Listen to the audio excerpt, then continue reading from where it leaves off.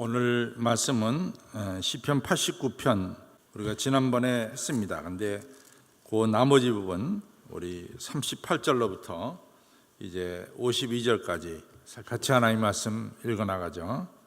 그러나 주께서 주의 기름 부음 받은 자를 놓아사 물리쳐 버리셨으며 주의 언약을 미워하사 그 관을 땅에 던져 욕되게 하셨으며 제 모든 울타리를 파괴하시며 그 보장을 회파하셨으므로 길로 지나가는 자들에게 다 탈취당하며 그 이웃에게 욕을 당하나이다.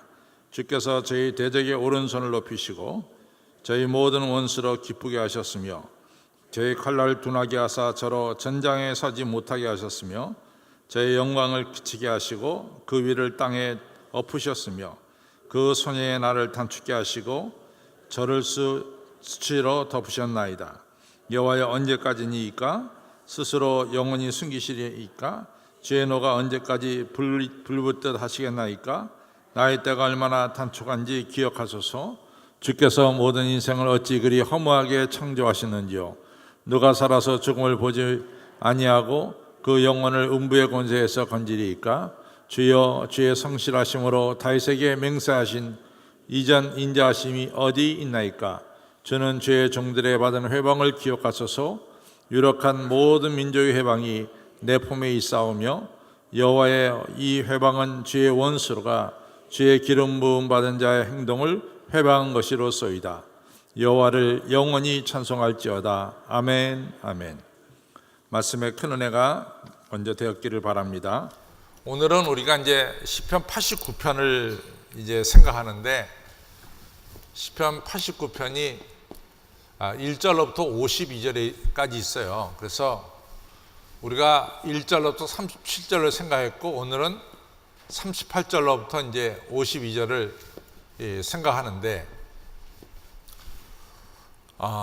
제가 이제 그 시편 89편을 하면서 이 계약에 대해서 이제 얘기를 했습니다. 계약을 히브리어로 브리스라고 그러거든요. 브리스. 이 계약을 브리스라고 말합니다. 그래서 이제 계약을 맺다. 그때는 어떻게 하냐면 카라트, 브리스 이렇게 말합니다. 이건 계약이고, 이건 계약을 맺다. 갖다가 이제 카라트라고 부릅니다. 그럼 이 카라트란 말은 무슨 뜻이냐면 이 자른다는 말이에요. 자르다는 말을 가지고 있어요. 그러니까 이거 갖다가 원문 그대로 해석하면은 계약을 자르다 이런 뜻이에요. 근데 이것이 왜 이 계약이 자르다 이런 말이 나왔냐면은 여러분들 아시다시피 우리가 창세기 제가 지난번에 얘기했듯이 창세기 15장에 보면은 하나님과 아브라함 사이의 계약이 나옵니다. 하나님과 아브라함 사이의 계약이죠. 그렇죠? 그 계약의 내용은 하나님께서 아브라함에게 많은 민족의 조상이 되게 해주겠고, 그렇죠? 그 다음에 내가 너에게 땅을 주겠고, 그 다음에 세 번째는 복의 통로가 되게 하겠다. 이게 창세기 15장이거든요. 근데 이제 창세기 15장은 어떻게 되냐면 우리가 알다시피 아브라함이 이 하나님께 이 부름받은 것이 75세입니다. 이 75세에 부름받았잖아요. 이게 창세기 12장이에요. 12장. 그 다음에 창세기 13장으로 넘어가면은 이 아브라함과 조카 롯 사이에 재산이 많아가지고 아브라함과 조카 롯 사이에 서로 분리가 돼요. 그래서 분리가 됩니다. 근데 창세기 14장으로 넘어가면은 무슨 얘기가 나오냐면은 조카 롯은 어느 땅을 선택하냐면 우리가 잘 아는 소돔과 고모라 땅을 선택합니다. 소돔과 고모라 땅.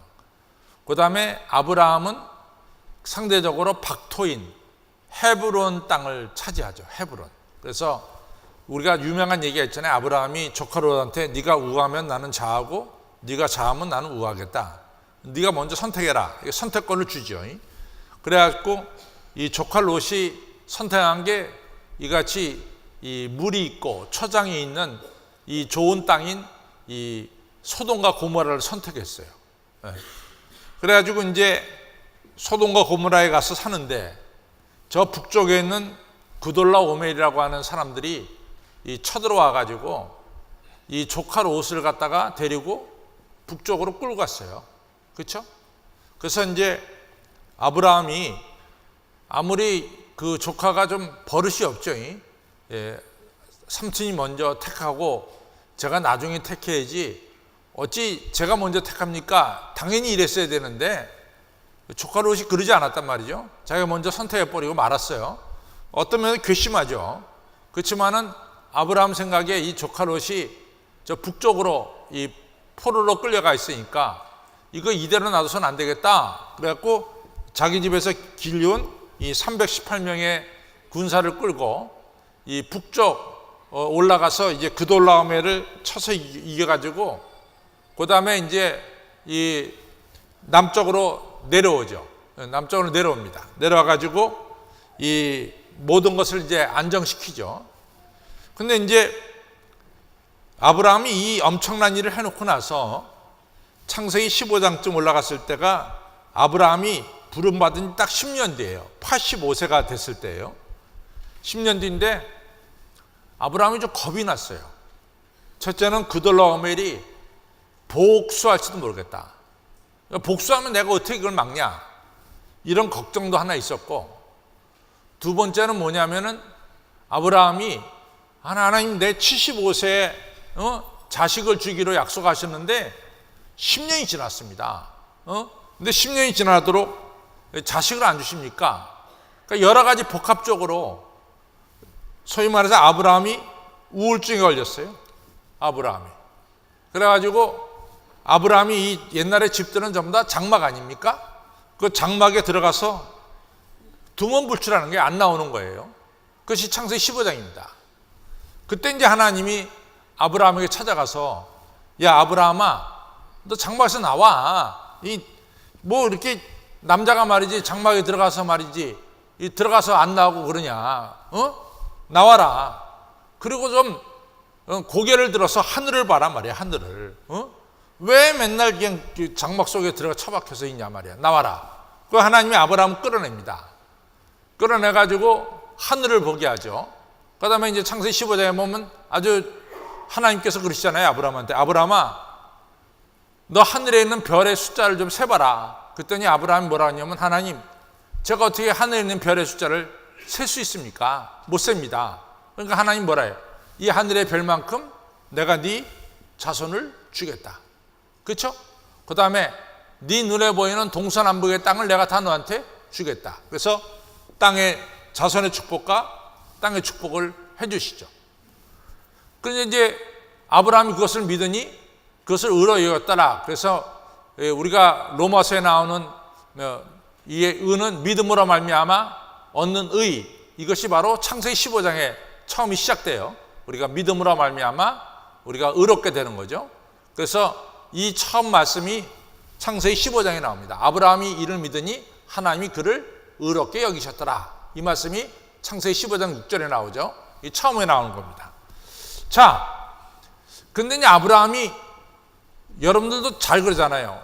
여러분들 예수 그리스도가 하나님의 아들이심을 믿습니까? 그럼 여러분 어떻게 돼요? 아멘 한다고. 그 다음에 무슨 왜 아멘 했는지도 몰라. 좀 전에 왜 아멘 했습니까? 그러면 뭐 때문에 아멘 했는지도 모르고 자꾸 아멘 했어요. 마찬가지로 아브라함도 그냥 하나님이 이렇게 하니까 그냥 아멘 해버린 거야. 그리고 아멘 해버리고 나니까 조금 이게 정말 이루어질까? 이러면서 좀 의심이 됐단 말이죠. 그러니까 하나님이 아브라함의 의심을 풀려고 어떻게 했냐면 아브라함에게 암소, 또 암염소, 또 뭐야? 세 번째가 뭐야? 암양인가? 뭐죠? 그래서 이 세 마리하고 비둘기를 준비해라. 그래가지고 이 짐승을 갖다가 반으로 쪼갰어요. 카라트. 반으로 쪼갰습니다. 카라트. 아까 자르다는 말이 뭐라 했어요? 카라트. 반으로 쪼갰단 말이죠. 반으로 쪼개가지고 이같이 마주보게 했습니다. 마주보게. 반으로 쪼개서 서로 마주보게 했어요. 짐승을. 그리고 지금 이제 계약은 누구하고 계약 맺는 거냐면 하나님하고 아브라함하고 계약을 맺는 거죠. 하나님하고 아브라함하고 이 계약을 맺는 겁니다. 그럼 옛날에는 A라는 사람하고 B라는 사람하고 계약을 맺는다면은 나귀 있잖아요, 나귀. 나귀 한 마리를 잡아다가 나귀를 반으로 쪼갭니다. 그래서 나귀를 반으로 쪼개서 반쪽 나귀는 이쪽, 반쪽 나귀는 이쪽. 이래가지고 이 나귀 사이를 A, B가 같이 걸어가면서 계약이 체결되는 거예요. 그래서 계약을 갖다가 카라트, 잘라가지고 계약을 맺는다. 그래서 계약이 자르다는 말이 여기서 나온 거예요. 카라트, 브리스. 계약을 이같이 맺는 거죠. 근데 왜 이런 전통이, 옛날 전통이 있느냐?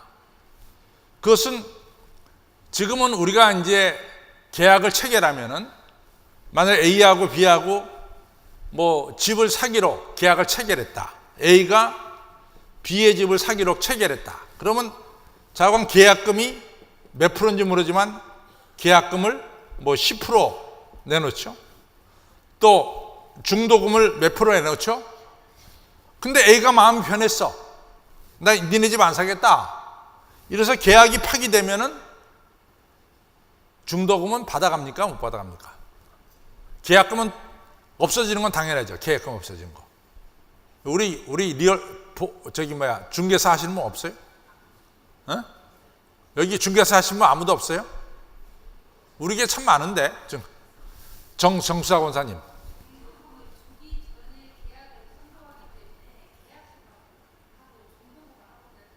아니, 중도금 내놓고 안 한다 그러면 어떻게 해?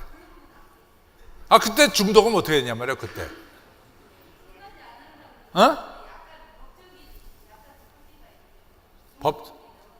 중도금이 넘어가면은 계약은 절대로 파기 못 하는 거예요? 그것도 파기하면 파기할 수 있잖아. 싫은데. 나 잘 모르겠다. 어쨌거나, 지금은 이제 법이 돼 있어가지고, 하여튼 계약금을 파기하면 계약금이 날아간단 말이에요. 없어지죠. 근데 예전에는 그런 법이 없었다고. 예전에는 그런 법이 없었잖아. 그러니까 예전에는 A하고 B하고 계약을 맺어갖고 누군가 계약이 파기되죠. 그럼 나귀가 반으로 잘라진 것처럼 너는 반으로 잘라진다 이 얘기야. 그러니까 생명이 왔다 갔다 하는 거예요. 그 당시에는. 계약이 파기되면. 그래서 하나님이 아브라함에게 확신을 주기 위해서 전통적인 방법으로 아브라함과 계약을 맺습니다. 그래서 이 반이 쪼개진 뒤에 뭐가 지나가? 이 가운데로 불이 지나가요. 횃불이 지나가요. 그럼 불은 뭘 상징합니까? 구름기둥과 불기둥. 그게 뭐예요? 하나님의 임재를 상징하죠. 그래서 하나님이 이같이 창세기 15장에서 아브라함과 계약을 맺습니다.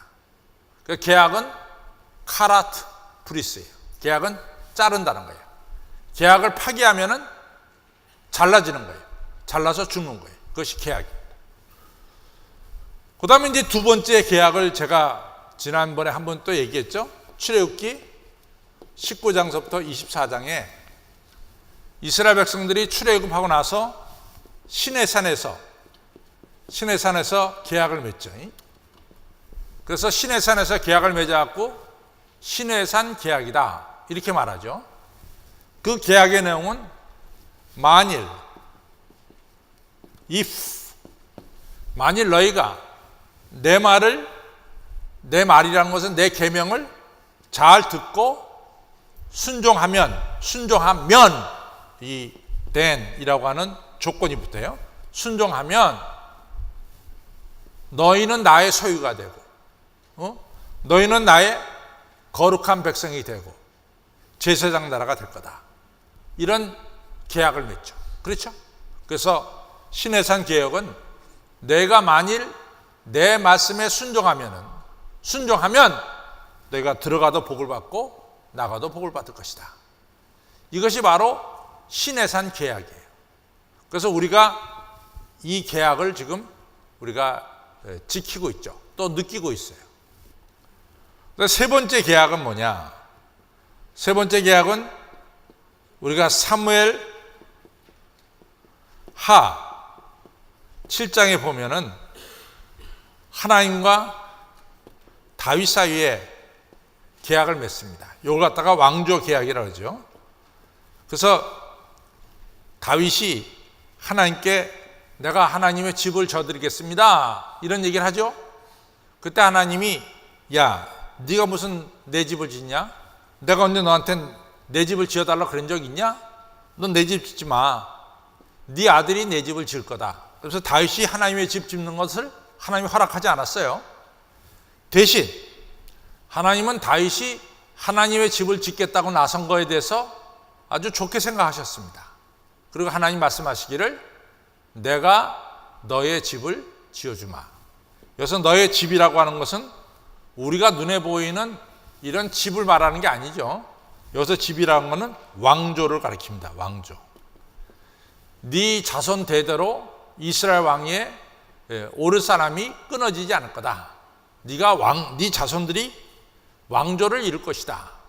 이런 축복을 내려주시죠.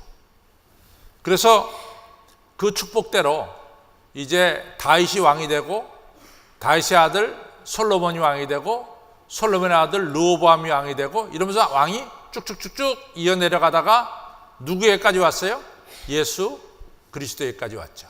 그렇죠? 예수 그리스도가 바로 누구의 후손이에요? 다윗의 후손이죠. 바로 시편 89편의 1절로부터 37절은 바로 하나님과 다윗과의 맺은 이 계약에 대해서 이 찬양하고 그리고 계약에 대해서 말씀하고 있어요. 하나님께서 자비하심으로, 하나님께서 신실하심으로, 하나님께서 이 계약을 이제 다윗과 맺으시고 계약을 지키셨다. 하나님의 성실하심이 바로 이 계약을 다윗과 맺으시고 쭉 다윗과의 맺은 계약이 이같이 계속해서 왔다, 이런 얘기입니다. 그런데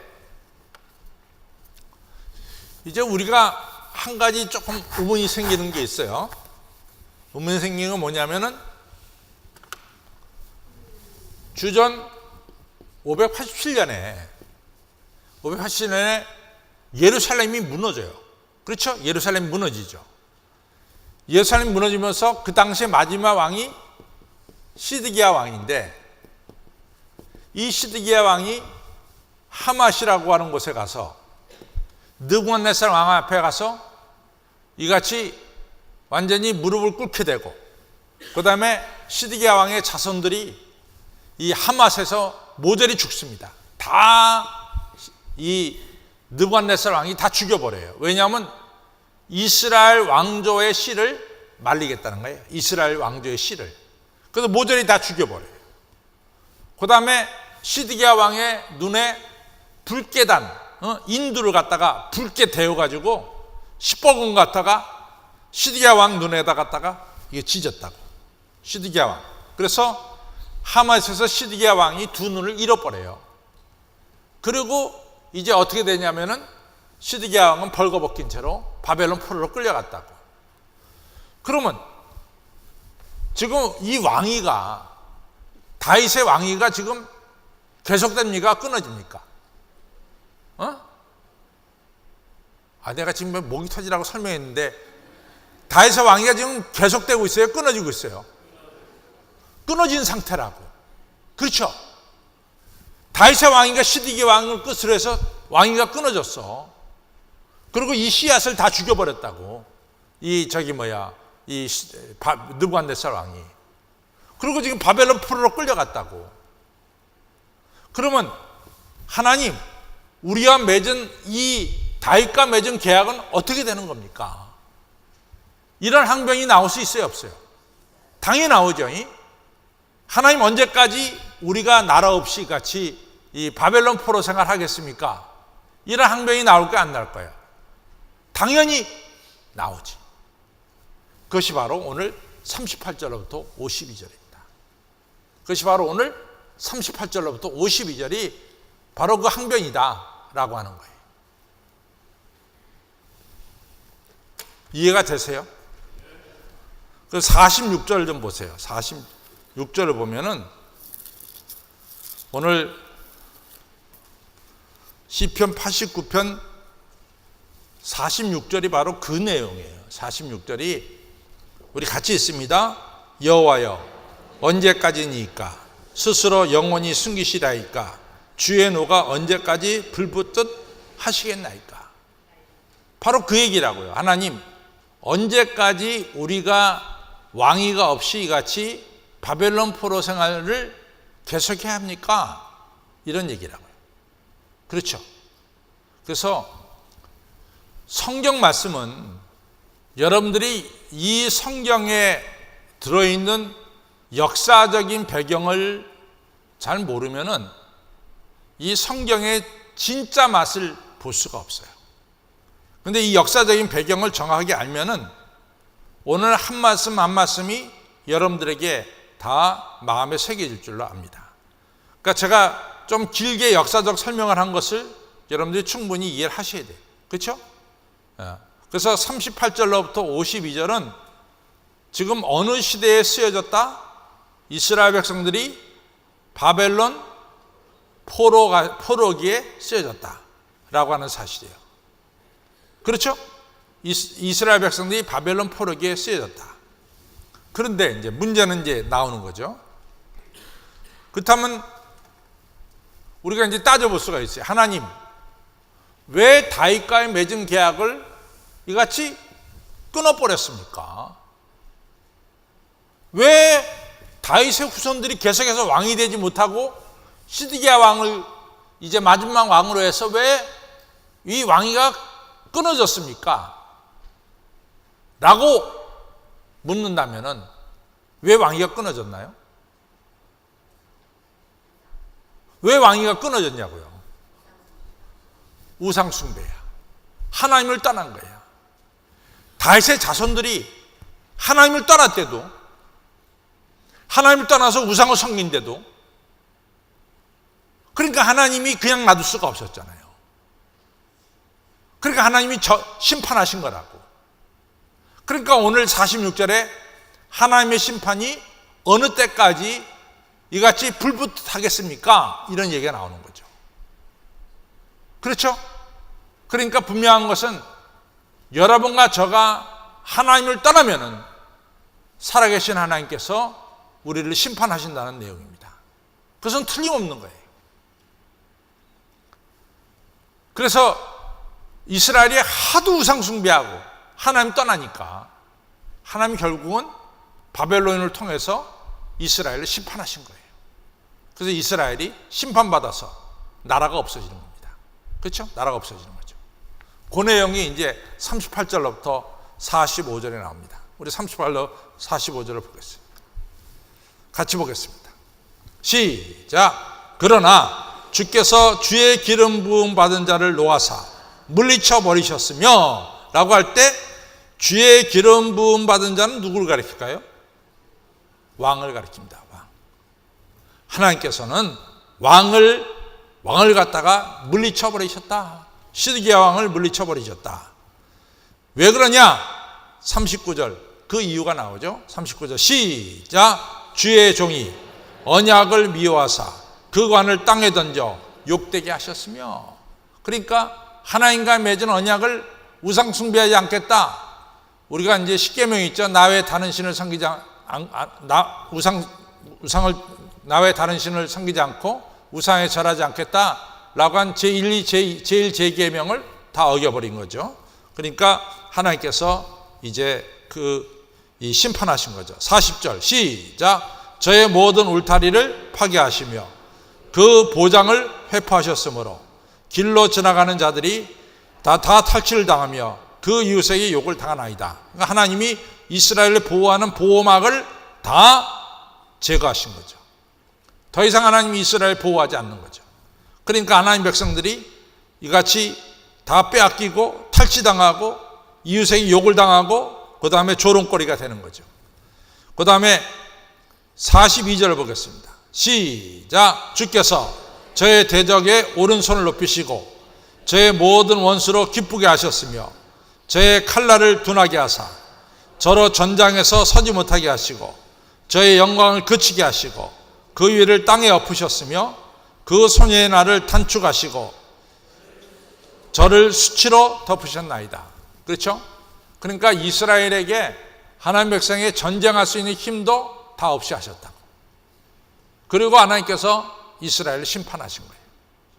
그래서 이스라엘이 바벨론 포로로 끌려가서 고생할 수밖에 없게 된 거죠. 이유는 뭐냐?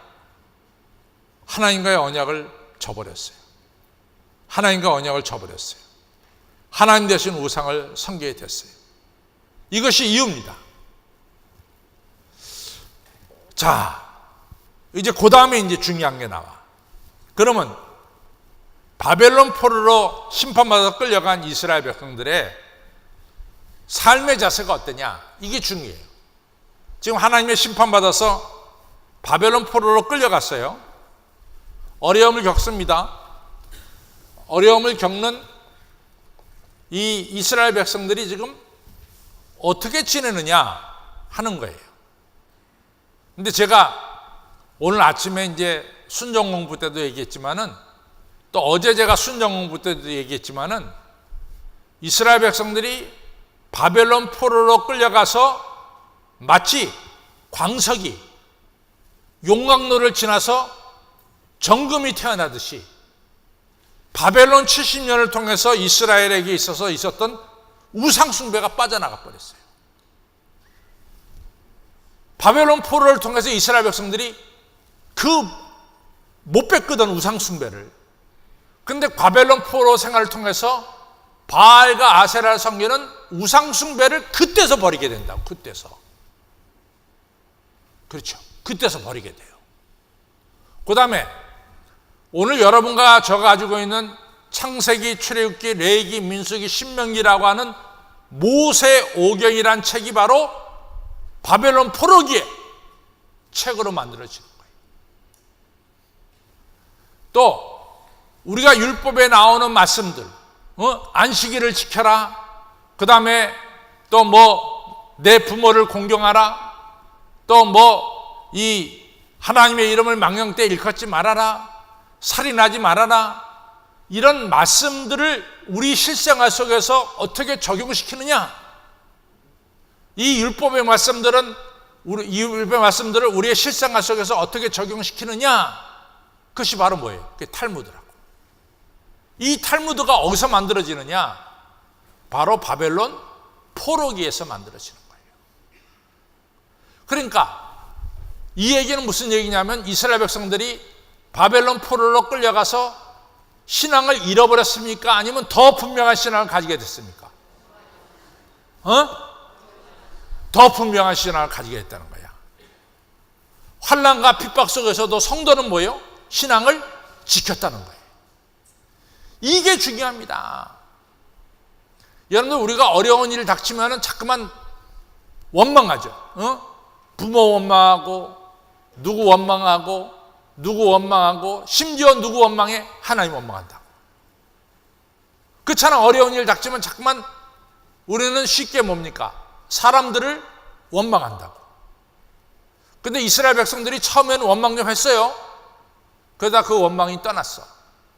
그리고 전적으로 하나님만을 의지하는 이런 역사로 바뀌었단 말이지. 그렇죠? 왜 욥이 훌륭합니까? 욥이 훌륭한 게 뭐죠? 욥이 그 환난 속에서 뭡니까? 변함없이 하나님을 바라봤다는 거예요. 변함없이 하나님 영광을 뵙기를 간구했다는 거지. 욥이 계속해서 외치는 게 뭐예요? 하나님 얼굴을 좀 보여주세요. 나 하나님 얼굴을 뵙고 싶습니다. 욥이 딴 데 찾아가지 않았어. 욥이 무슨 어려운 일 당할 때 점치는 사람한테 찾아가서 내가 왜 이렇게 어려운 일 당했는지 점 좀 쳐보쇼. 그러지 않았다고. 욥은 그냥 어려운 일 당했을 때 그냥 하나님만 쳐다본 거라고. 그래서 하나님을 의지했다고. 그래서 하나님이 욥을 회복시켜 주죠. 그렇죠?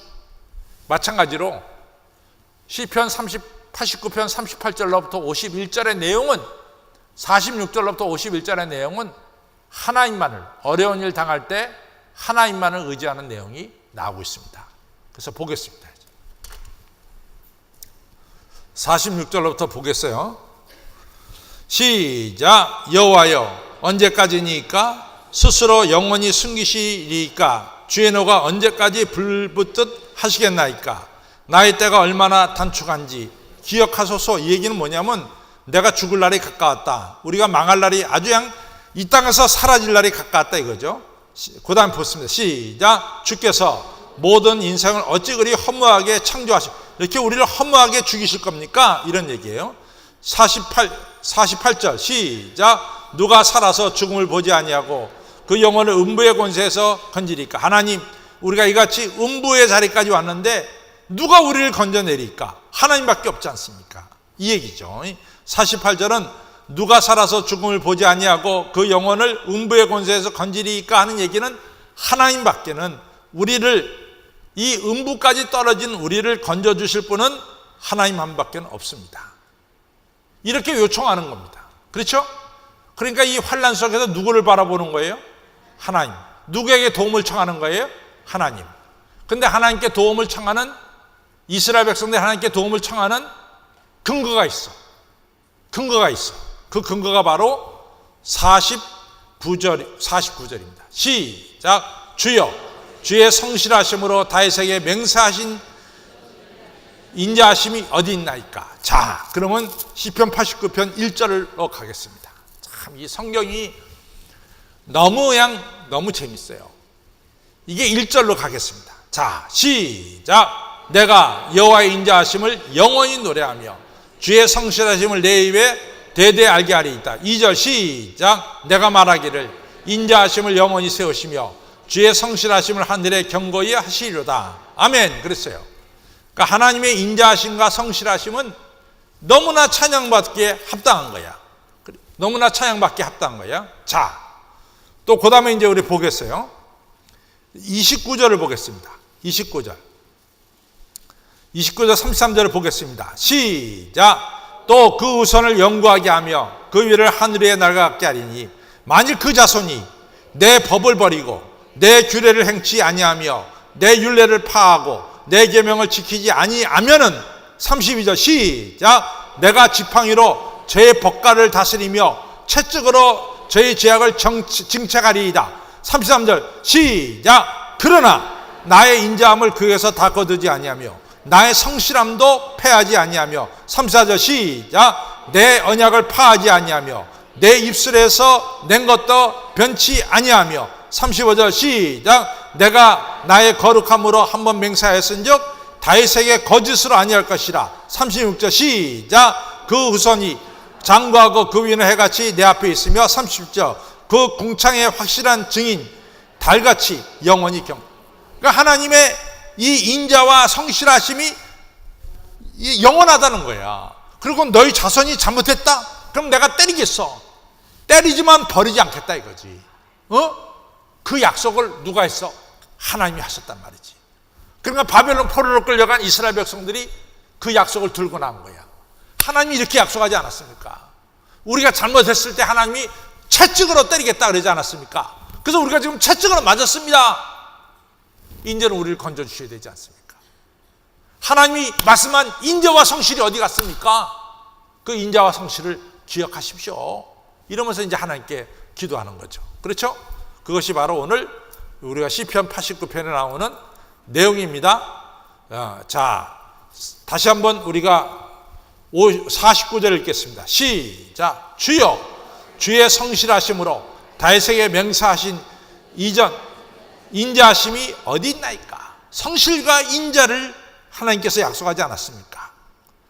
50절 51절 시작. 저는 주의 종들의 받은 회방을 기억하소서. 유력한 모든 민족의 회방이 내 품에 있사오니 여호와여 이 회방은 주의 원수가 주의 기름 부음 받은 자의 행동을 회방한 것이로소이다. 이같이 바벨론 사람들이 이스라엘 백성들을 죽이고 이런 것에 대해서 얘기한 거죠. 그럼 하나님이 이스라엘 백성들을 바벨론 포로에서 건져주셨습니까? 안 건져주셨습니까? 건져주셨어요? 안 건져주셨어요? 그렇죠. 하나님의 약속을 지키시는 하나님이죠. 그러면 이같이 하나님의 약속이 지켜진 것에 대해서 우리는 어떻게 해야 돼? 찬양하고 감사해야지. 52절을 보겠습니다. 시작. 여호와를 영원히 찬송할지어다. 아멘 아멘 하더라. 그렇죠. 끝까지 인자와 성실로 지켜주신 하나님께 당연히 뭡니까? 찬양을 해야죠. 그래서 시편 89편 52절은 여호와 하나님을 찬양함으로써 시편 89편이 이제 끝이 나고 있습니다. 그렇죠? 얼마나 시가 이게 완벽한 시예요. 처음부터 끝까지 너무 긴장감도 흐르고, 그러나 그 확실하게 하나님의 약속이 이루어지는 분명한 시를 우리가 느낄 수가 있습니다. 제가 느끼는 것에 여러분들이 한 반만 느껴도 좋겠어요. 이 시에 이 약동함이 있다고. 이 하나님과 이스라엘 사람 사이에 그냥 서로 긴장도 있고, 이 서로 긴장함도 있고, 그렇지만 결론은 하나님의 인자와 성실이 이루어지는 것을 우리가 이 시를 통해서 느끼게 되는 거죠. 자, 결론을 갑니다. 같이 있습니다. 시작. 하나님께서는 하나님의 택한 자가 하나님을 떠나 우상을 섬기고 하나님과 맺은 계약을 파기할 때 하나님께서 징계하시는 것을 알 수 있습니다. 그래서 시편 89편 31절로 34절에 보면 내 율례를 파하며 내 계명을 지키지 아니하면 내가 지팡이로 저희 번가를 다스리며 채찍으로 저희 죄악을 징책하리로다. 그러나 나의 인자함을 그에게서 다 거두지 아니하며 나의 성실함도 패하지 아니하며 내 언약을 파하지 아니하며 내 입술에서 낸 것도 변치 아니하리로다가 했습니다. 즉 하나님께서 인자와 성실로 하나님의 자녀를 버리지 아니하시고 지켜주신다는 말씀입니다. 성도 여러분, 언제나 하나님을 바라보시기 바랍니다. 그리고 한결같이 바르게 하나님을 섬기시기 바랍니다. 그래서 하나님의 속성인 인자와 성실함의 축복과 은혜가 늘 함께하는 삶을 사시기를 주님의 이름으로 축원합니다. 예. 우리 찬송가 450장 부르겠습니다.